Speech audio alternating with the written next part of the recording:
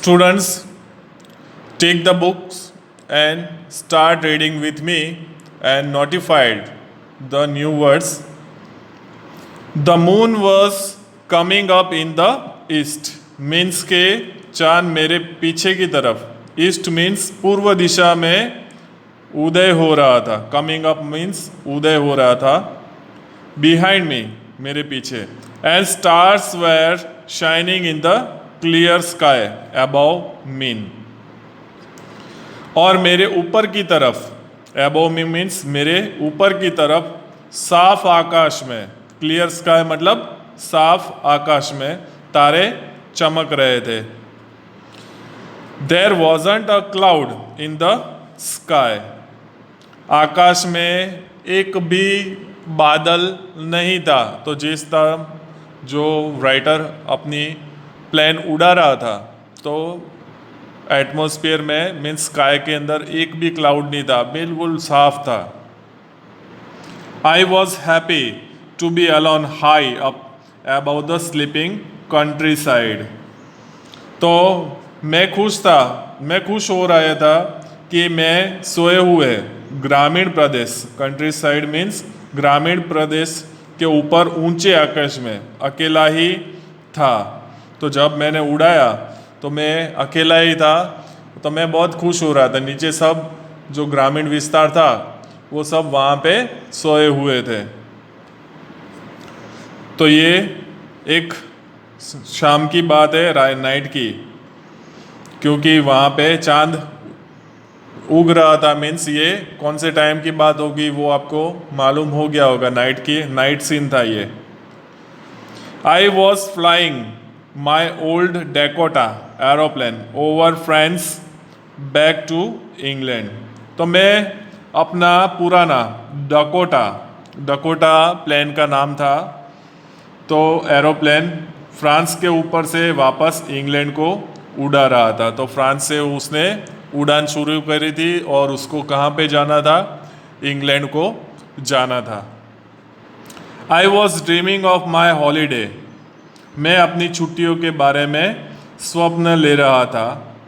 And looking forward to being with my family, तो मैं अपनी छुट्टियों के बारे में स्वप्न ले रहा था और अपने परिवार के साथ मिलने की उत्सुकता पूर्ण प्रतीक्षा कर रहा था. तो मुझे बहुत उत्सुकता हो रही थी हॉलीडेज़ के अंदर कि भाई मैं अपने फैमिली के साथ जाके अपने हॉलीडेज़ स्पेंड करूं, तो उस बात से वो उत्सुक था.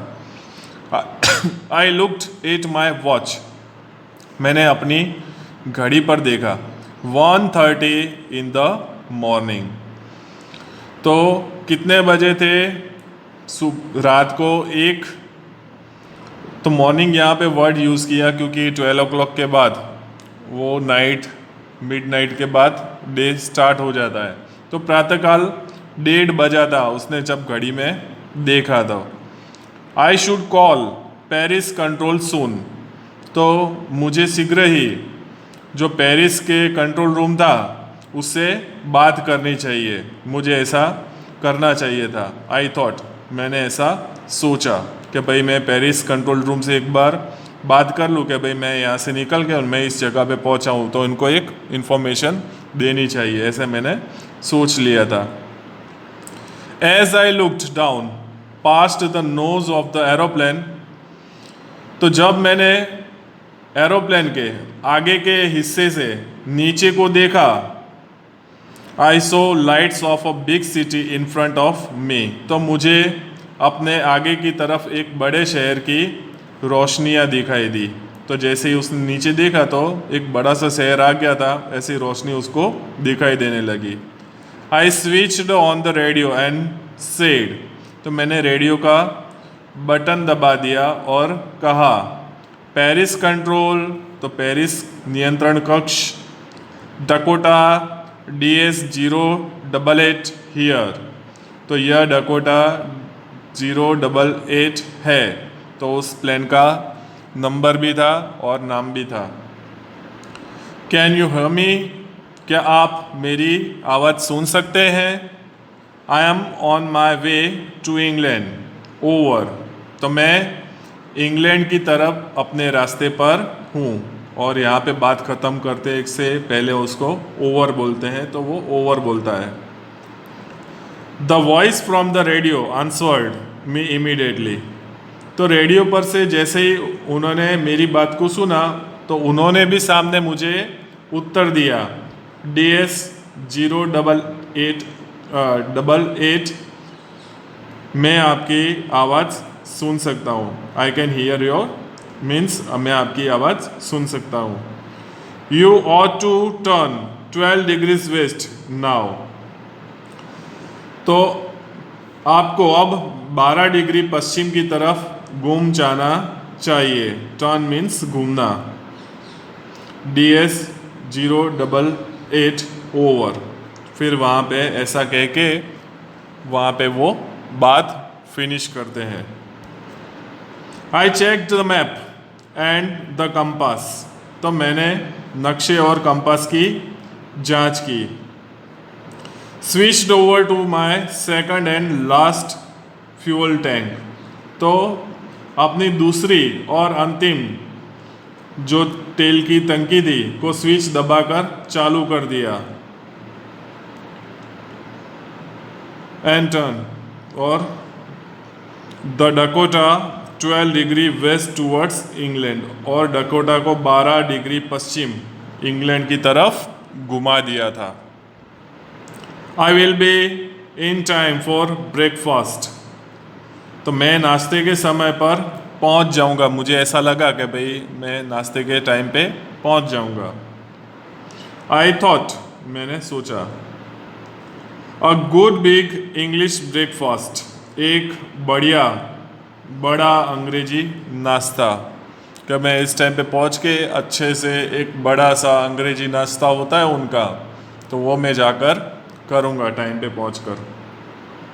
Everything was going well.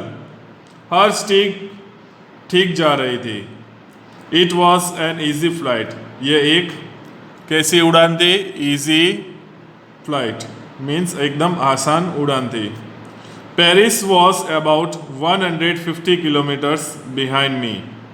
तो पेरिस लगभग 150 किलोमीटर मेरे पीछे रह गया था। When I saw the clouds। तो जब मुझे बादल दिखाई दिए। तो 150 किलोमीटर अभी भी दूरी उसको काटनी थी। उससे पहले तो ये उसको बादल दिखाई देने लगे। Storm cloud. बादल भी कैसे? स्टॉर्म क्लाउड मीन्स तूफानी बादल दिखाई दिए। वे बहुत ह्यूज, बहुत बड़े थे। They looked like black mountains standing in front of me across the sky. तो वे कालो पहाड़ों के जैसे लग रहे थे और आकाश के आर पार मेरे आगे की तरफ खड़े थे। चारों जहाँ भी देखो चारों तरफ वही के वही थे, बड़े बड़े पर्वत की तरह के ये क्लाउड्स उसको दिखने लगे। I knew I could not fly up and over them. तो मैं जानता था कि मैं ऊपर को उठकर उनके ऊपर से नहीं उड़ सकता था। And I did not have enough fuel to fly around them to the north or south. और मेरे पास इतना फ्यूल मीन्स तेल भी नहीं था कि इनके उत्तर या दक्षिण की तरफ से होकर उड़ान भर सकूं, क्योंकि उस साइड से जाते तो डिस्टेंस जो था वो बढ़ जाता, तो उसके लिए फ्यूल भी ज़्यादा चाहिए। बट उसके पास इतना इनफ फ्यूल भी नहीं था, तो ऐसा भी नहीं कर पाया वो। I ought to go back to Paris. मुझे पेरिस वापस चला जाना चाहिए। आई थॉट मैंने सोचा। But I wanted to get home. But मुझे तो क्या करना था? मुझे तो घर पहुंचना चाहता था मैं तो। I want that breakfast. मैं तो वो अंग्रेजी नाश्ता करना चाहता था। तो क्या हुआ? I will take the risk. मैंने जोखिम उठा ही लिया। आई थॉट मैंने सोचा। And flew that old Dakota straight into the storm. और उस पुराने डेकोटा को सीधा तूफान के अंदर उड़ाकर ले गया। जो होगा सो देखा जाएगा। एक बार उसने रिस्क ले लिया और वो काले बादलों के अंदर घुस गया। Inside the clouds everything was suddenly black. तो बादलों के अंदर जैसे घुस तो गया, तो अचानक ही जो चारों तरफ उसके पास में जो भी था, बादलों के अंदर घुसते ही हर चीज अचानक काली लगी, क्योंकि वो क्लाउड्स एकदम ब्लैक थे, अंधेरा हो गया होगा। It was impossible to see anything outside the aeroplane. तो एरोप्लेन से बाहर की तरफ कुछ भी देख पाना कैसा हो गया था, इम्पॉसिबल हो गया।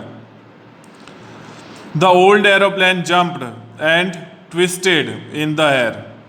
अब जो पुराना एरोप्लेन था हवा में उछलने और बलखाने लगा। I looked at the compass. मैंने कंपास की तरफ को देखा। I couldn't believe my eyes. मुझे अपनी आंखों पर विश्वास न हुआ।